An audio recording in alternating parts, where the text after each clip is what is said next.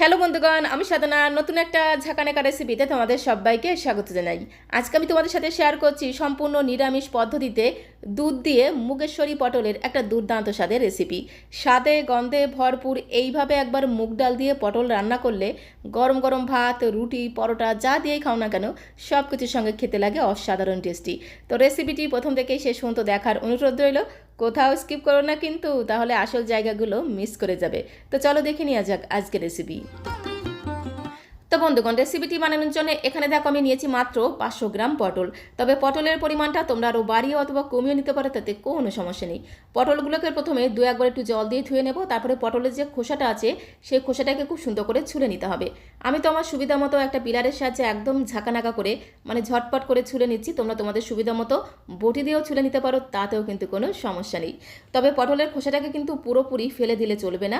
পটলের গায়ে এইভাবে একটু খোসা রেখে রেখে কেটে নিতে হবে। তাহলে পটলগুলো দেখতেও সুন্দর লাগবে, খেতেও কিন্তু দারুণ মজা লাগবে। সমস্ত পটলের খোসাগুলোকে এইভাবে একটু রেখে রেখে কেটে নেব। তারপরে আরও একবার একটু জল দিয়ে ধুয়ে নেওয়ার পরে পটলের 2 মাথাকে একটু কেটে বাদ দিতে হবে। তারপরে পটলের 1 মাথাকে ঠিক এইভাবে একটু 4 ফালি করে ছোটো ছোটো করে কাট লাগিয়ে দেবো। এতে কি হবে, পটলের মধ্যে সমস্ত তেল মশলা খুব সুন্দরভাবে ঢুকে যাবে, যার কারণে পটলগুলো খেতে দারুণ টেস্টি লাগবে। আমি তো হাতের মধ্যে রেখে সমস্ত পটলের মাথাটাকে এইভাবে 4 ফালি করে কেটে নিলাম। তবে তোমরা যারা নতুন রাঁধুনি তারা কিন্তু একদমই হাতের উপর রেখে কাটবে না, তাহলে হাতটা কেটে যেতে পারে। কোনো কিছুর উপর রেখে পটলের মাথাটাকে এইভাবে একটু 4 ফালি করে কাট লাগিয়ে দেবে। তো তারপরে আমি পটলগুলোকে খুব সুন্দর করে একটু ম্যারিনেট করে নেব। তার জন্য পটলের মধ্যে দিতে হবে সামান্য পরিমাণে লবণ, তার সাথে দিতে হবে একটু হলুদ গুঁড়ো। লবণ আর হলুদ গুঁড়ো দিয়ে খুব ভালো করে উল্টে পাল্টে পটলগুলোকে ম্যারিনেট করে নেব। তারপরে পটলটাকে আমি 5-7 মিনিটের জন্য একটু রেস্টে রেখে দেবো। এতে পটলগুলো বেশি একটু সফট হয়ে যায়, রান্না করে নিতে সুবিধা হয়। পটলগুলো এদিকে রেস্ট নিতে থাক, ততক্ষণ আমি সরাসরি চলে যাব কড়াইয়ের কাছে। এদিকে আমি গ্যাসের ফ্লেমটা অন করে দিয়ে একটা কড়াই বসিয়ে দিলাম। আর আজকে যেহেতু আমি মুগেশ্বরী পটল রান্না করব, তাই মুগ ডাল তো অবশ্যই লাগবে। এখানে আমি প্রায় 100 গ্রাম মুগ ডালকে কড়াইয়ের মধ্যে দিয়ে গ্যাসের ফ্লেমটা মিডিয়াম টু লোতে রেখে বেশ কিছু সময় ধরে খুব সুন্দর করে ঘোটানাটা করে মুগ ডালগুলোকে একটু হালকা লালচে করে ভেজে নেব। মুগ ডালগুলো যেন খুব বেশি পুড়ে না যায়, এইভাবে একটু হালকা লালচে করে ভেজে নিলে মুগ ডাল থেকে খুব সুন্দর একটা ভাজা গ্রান বেরিয়ে আসবে, যার কারণে মুগেশ্বরী পটলের স্বাদ আর গন্ধ আরও দ্বিগুণ বেড়ে যাবে। বেশ কিছু সময় ধরে দেখো মুগ ডালগুলোকে একটু হালকা লালচে করে ভেজে নেওয়ার পরে একটা মিক্সিং বোলের মধ্যে আমি ঢেলে নিয়েছি। তো এখন এই মুগ ডালের মধ্যে বেশ কিছুটা দিয়ে দিতে হবে জল। মুগ ডালটা যেহেতু একটু গরম আছে, এই গরম মুগ ডালের মধ্যে একটু জল দিয়ে মুগ ডালটাকে যদি 5-7 মিনিটের জন্য একটু ভিজিয়ে রাখা হয়, তাহলে দেখবে মুগ ডালটা বেশ একটু ফুলে ডবল হয়ে যাবে, বেশ অনেকটা নরম হয়ে যাবে। তো মুগ ডালগুলোকে জলের মধ্যে ভিজিয়ে রেখে দিলাম। ততক্ষণে আমি ওই কড়াইতে 3 চামচ দিয়ে দেবো সর্ষের তেল। তেলটাকে দিয়ে খুব ভালো করে ঘোটানাটা করে একটু কড়াইয়ের গায়ে লাগিয়ে নেব।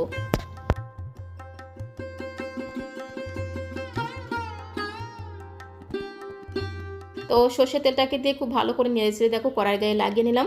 তো তারপরে কড়াই আর তেলটাকে খুব ভালো মতো একটু গরম করে নেওয়ার পরে এর মধ্যে আমি আগে থেকে ম্যারিনেট করা পটলগুলো দিয়ে দেবো। পটলগুলোকে 5 মিনিটের জন্য একটু ম্যারিনেট করে রেস্টে রেখে দিয়েছিলাম, এতে পটলগুলো বেশ একটু সফট হয়ে গেছে। তো পটলগুলোকে দিয়ে খুব ভালো করে ঘোটানাটা করে প্রথমে একটু মিশিয়ে নিতে হবে। এদিক ওদিক যেদিক সেদিক দিয়ে খুব ভালো করে ঘোটানাটা করে পটলগুলোকে মিশিয়ে নেব। তো তারপরে ধামাচাপা দিতে হবে, মানে ঢাকনাটা বন্ধ করে গ্যাসের ফ্লেমটা মিডিয়ামে রেখে পটলগুলোকে একদম লাল লাল করে ভেজে নিতে হবে। পটলগুলো এদিকে ভাজা হতে থাক, ততক্ষণে আমি একটু মশলা রেডি করে রাখবো।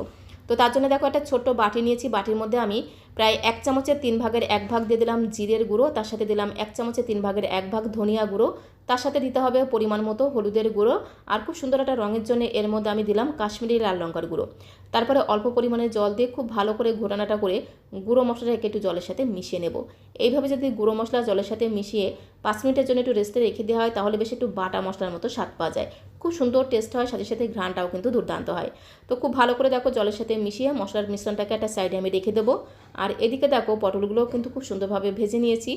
গ্যাসের ফ্লেমটা মিডিয়ামে রেখে বেশ কিছু সময় ধরে ঢাকা দিয়ে দিয়ে পটলগুলোকে এইভাবে একদম লাল লাল করে ভেজে নিতে হবে। পটল যত ভালোভাবে ভাজা হবে, পটল থেকে খুব সুন্দর একটা ভাজা ঘ্রাণ পাওয়া যায়, যার কারণে রান্নার স্বাদও কিন্তু আরও দ্বিগুণ বেড়ে যায়। তো এপিট ওপিট উল্টে পাল্টে পটলগুলোকে দেখো লাল লাল করে ভেজে নেওয়ার পরে এখন একটা পাত্রের মধ্যে আমি তুলে নেব। আর একটু ঢাকা দিয়ে দিয়ে পটলগুলোকে ভাজলে ভাজতে ভাজতেই দেখবে পটলগুলো কিন্তু একেবারেই নরম হয়ে যাবে।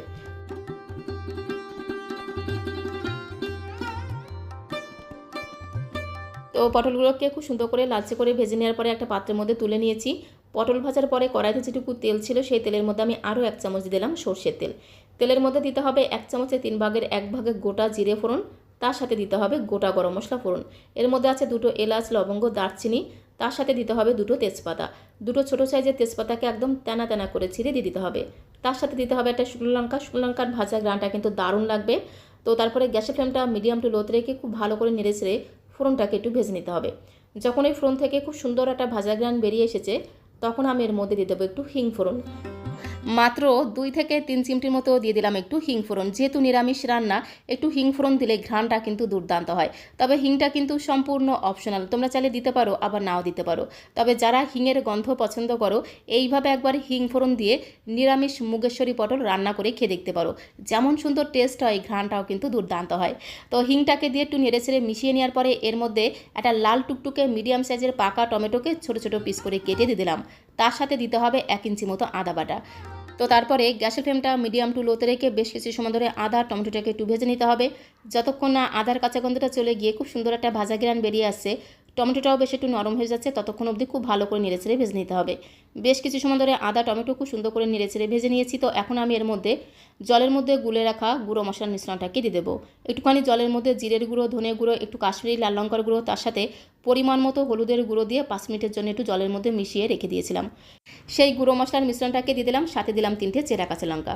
তবে ঝালের পরিমাণটা তোমরা যে যেমন ঝাল খেতে পছন্দ করো সেই অনুসারে এখানে কাঁচা লঙ্কাটা অ্যাড করে দেবে। মশলাটাকে খুব ভালো করে মিশিয়ে নিলাম। আর এদিকে দেখো মুগ ডালটাকে ভেজে 5 মিনিটের জন্য আমি জলের মধ্যে ভিজিয়ে রেখেছিলাম। আর গরম মুগ ডালের মধ্যে জল ঢেলে ভিজিয়ে রাখার কারণে মুগ ডালটা ফুলে দেখো একদম ডবল হয়ে গেছে, আর বেশ অনেকটা নরমও হয়ে গেছে। তো এইভাবে 2-3 বার খুব ভালো করে জল পাল্টে পাল্টে মুগ ডালটাকে ধুয়ে নেব। যতক্ষণ না মুগ ডালের ঘোলাটে জলটা পুরোপুরি স্বচ্ছ বা ট্রান্সপারেন্ট হয়ে যাচ্ছে, ততক্ষণ অবধি মুগ ডালটাকে ধুয়ে নিতে হবে। ডালের জলটাকে খুব ভালো করে ঝরিয়ে নিয়ে সমস্ত মুগ ডালটাকে মশলার মধ্যে দিয়ে খুব ভালো করে মিশিয়ে নেব।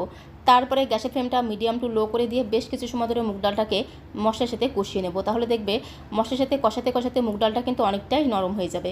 তো খুব ভালো করে একটু মুগ ডালটাকে মশলার সাথে মেশানো হয়ে গেলে একটু ধামা চাপা দেবো, মানে ঢাকনাটা বন্ধ করে গ্যাসের ফ্লেমটা মিডিয়াম টু লোতে রেখে বেশ কিছু সময় ধরে মুগ ডালটাকে মশলার সাথে কষিয়ে নেব। এতে মশলাটাও খুব সুন্দরভাবে কষানো হয়ে যাবে, সাথে সাথে মুগ ডালটাও কিন্তু অনেকটাই সেদ্ধ হয়ে যাবে। বেশ কিছু সময় ধরে ঢাকা দিয়ে দিয়ে মুগ ডালটাকে দেখো সেদ্ধ করে নিলাম। আর মাঝখানে 2-1 বার ঢাকনাটা তুলে অবশ্যই কিন্তু এইভাবে একটু নেড়েচেড়ে মিশিয়ে নিতে হবে, না হলে আবার মশলাটা তলা দিয়ে পুড়ে যাবে। মুগ ডালটা কিন্তু অনেকটাই নরম হয়ে গেছে, ফুলে দেখো অনেকটাই কিন্তু ডবল হয়ে গেছে, দেখেই তোমরা বুঝতে পারছো। খুব ভালো করে এইভাবে একটু ভাজা ভাজা করে কষিয়ে নিতে হবে। তো তারপরে এর মধ্যে আমি স্বাদ মতো দিয়ে দেবো লবণ।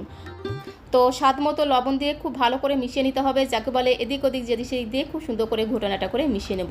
লবণটাকে দিয়ে খুব ভালো করে মেশানো হয়ে গেলে পরিমাণ মতো অ্যাড করে দেব জল। জলের পরিমাণটা এমনভাবে দিতে হবে যাতে ডালটা একটু সেদ্ধ হয়ে যায়, সে আন্দাজে জলটা দিতে হবে। এই সময় কিন্তু খুব বেশি জল আমি এর মধ্যে দেবো না, একদমই অল্প করে জল দেবো যাতে ডালটা খুব ভালো মতো সেদ্ধ হয়ে যায়। তো দেখো পরিমাণ মতো জল দিয়ে খুব ভালো করে মিশিয়ে নিলাম। এবারে ঢাকা দিয়ে গ্যাসের ফ্লেমটা মিডিয়াম টু লোতে রেখে বেশ কিছু সময় ধরে মুগ ডালটাকে সেদ্ধ করে নিতে হবে, যাতে ডালটা খুব ভালো মতো সেদ্ধ হয়ে যায়। মাঝখানে 2-1 বার ঢাকনাটা তুলে অবশ্যই কিন্তু একটু নাড়াচাড়া করে দিতে হবে, না হলে আবার তলা দিয়ে পুড়ে যেতে পারে। তো ঢাকা দিয়ে দিয়ে বেশ কিছু সময় ধরে দেখো ডালটাকে সেদ্ধ করে নিয়েছি। ডালটা কিন্তু বেশ অনেকটাই নরম হয়ে গেছে, মানে ডালটা এমনভাবে সেদ্ধ করতে হবে যাতে নরম হয়ে যাবে অথচ গোটা গোটা থাকবে। ঠিক এইভাবে ডালটাকে সেদ্ধ করতে হবে, তাহলে খেতে কিন্তু দারুণ লাগবে। ডালটা দেখো খুব সুন্দরভাবে সেদ্ধ হয়ে গেছে অথচ গোটা গোটা রয়েছে, এইভাবে ডালটাকে সেদ্ধ করে নিতে হবে। তো খুব ভালো করে একটু নেড়েচেড়ে মিশিয়ে নেওয়ার পরে এর মধ্যে আমি আগে থেকে ভেজে রাখা পটলগুলো দিয়ে দেবো। তো সমস্ত ভেজে রাখা পটলগুলোকে মুগ ডালের মধ্যে দিয়ে দিলাম। আর থালাতে যেটুকু পটল ভাজার তেল লেগেছিল সেই তেলটাও কিন্তু রান্নার মধ্যে দিয়ে দিতে হবে, তাহলে দেখবে রান্নার ঘ্রাণটা কিন্তু আরও দ্বিগুণ বেড়ে যাবে। পটলগুলোকে দিয়ে মিনিট খানেক সময় ধরে খুব ভালো করে ঘোটানাটা করে একটু মিশিয়ে নেব। খুব সুন্দর করে দেখো পটলগুলোকে আমি ডালের সাথে মিশিয়ে নিয়েছি। আর পটলগুলো যেহেতু আগে থেকে একদম লাল লাল করে ভাজা ছিল, ভাজতে ভাজতেই কিন্তু পটলটা অনেকটাই নরম হয়ে যায়। তো পটলগুলোকে মুগ ডালের সাথে খুব ভালো করে মেশানো হয়ে গেলে এর মধ্যে আমি অ্যাড করে দেবো 1 বাটি দুধ।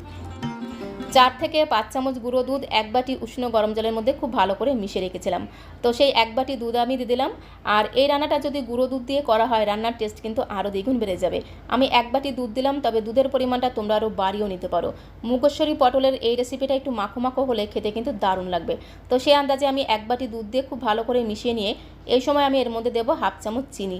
যেহেতু নিরামিষ রান্না, চিনিটা কিন্তু অবশ্যই দিতে হবে, তাহলে একটু হালকা মিষ্টি মিষ্টি খেতে হবে, খেতে কিন্তু দারুণ লাগবে। তো 1/2 চামচ চিনি দিয়ে খুব ভালো করে মিশিয়ে নেব। তারপরে ঢাকা দিয়ে আরও বেশ কিছু সময় ধরে রান্না করে নেব। তো বন্ধুগণ, পটলের একঘেয়েমি রেসিপি ছেড়ে এই পদ্ধতিতে একবার মুগ ডাল দিয়ে মুগেশ্বরী পটল রান্না করে খেয়ে দেখতে পারো। খেতে এতটাই টেস্টি হয় যে বাড়ির ছোট থেকে বড় সবাই দেখবে একদম আঙুল চেটে পুটে খেয়ে নেবে। খেতে জাস্ট অসাধারণ টেস্টি হয়। তো দেখো, ঢাকা দিয়ে বেশ কিছু সময় ধরে পটলটাকে রান্না করে নিয়েছি। মুগেশ্বরী পটল কিন্তু একদমই রান্না করা হয়ে গেছে। পটলটা দেখো কত সুন্দর নরম হয়ে গেছে। নামানোর আগে এর মধ্যে যেটা দিতে হবে সেটা হচ্ছে সামান্য পরিমাণে একটু শাহি গরম মশলার গুঁড়ো।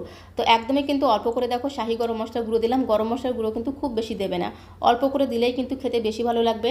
তার সাথে 1 থেকে 1.5 চামচ দিতে হবে ঘি। অবশ্যই কিন্তু ঘিটা দিতে হবে। সবশেষে যদি একটু ঘি দেওয়া হয় তাহলে মুগেশ্বরী পটলের স্বাদ আর গন্ধ আরও দ্বিগুণ বেড়ে যাবে। গরম গরম ভাত, রুটি, পরোটা যা দিয়েই খাও না কেন সব কিছুর সঙ্গে খেতে জাস্ট দুর্দান্ত লাগবে। তো একটুখানি শাহি গরম মশলার গুঁড়ো, তার সাথে প্রায় 1 থেকে 1.5 চামচের মতো ঘি দিয়ে খুব ভালো করে একটু ঘোটানাটা করে মিশিয়ে নিলেই কিন্তু স্বাদে গন্ধে ভরপুর মুগেশ্বরী পটল কিন্তু একদমই রেডি হয়ে যাবে। তো দেখো, গ্যাসের ফ্লেমটা বন্ধ করে দিলাম। এখন একটু ধামা চাপা দিতে হবে, মানে ঢাকনাটা বন্ধ করে জাস্ট 2 মিনিটের জন্য একটু রেস্টে রেখে দেবো। তাহলে এই গরম মশলার গন্ধ আর ঘিয়ের গন্ধটা খুব সুন্দরভাবে রান্নার সাথে মিশে যাবে, যার কারণে মুগেশ্বরী পটলের স্বাদ আর গন্ধ আরও দ্বিগুণ বেড়ে যাবে। তো এখন একটা বোলের মধ্যে আমি সার্ভ করে দেবো। সার্ভ করতে করতে তোমাদের কাছে রিকোয়েস্ট করব, আজকের এই মুগেশ্বরী পটলের রেসিপিটা তোমাদের কাছে কেমন লাগলো অবশ্যই কমেন্ট বক্সে লিখে জানিও। ভালো লাগলে একটা লাইক আর শেয়ার করে দেওয়ার অনুরোধ রইল। আর নতুন বন্ধু হয়ে থাকলে চ্যানেলটিকে সাবস্ক্রাইব করে দিয়ে পাশে থাকার অনুরোধ রইল। তাহলে যখন এরকম সুন্দর সুন্দর নতুন নতুন রেসিপি আপলোড করব সঙ্গে সঙ্গে নোটিফিকেশন আগে তোমার কাছে পৌঁছে যাবে। এইভাবে একবার মুগেশ্বরী পটল রান্না করে খেয়ে দেখতে পারো। আশা করি তোমাদেরও ভীষণ ভীষণ ভালো লাগবে। তো আজকের মতো এই পর্যন্ত। সবাই ভালো থেকো, সুস্থ থেকো। আবারও দেখা হবে নতুন কোনো রেসিপির সাথে। ততক্ষণে সবাইকে অসংখ্য অসংখ্য ধন্যবাদ।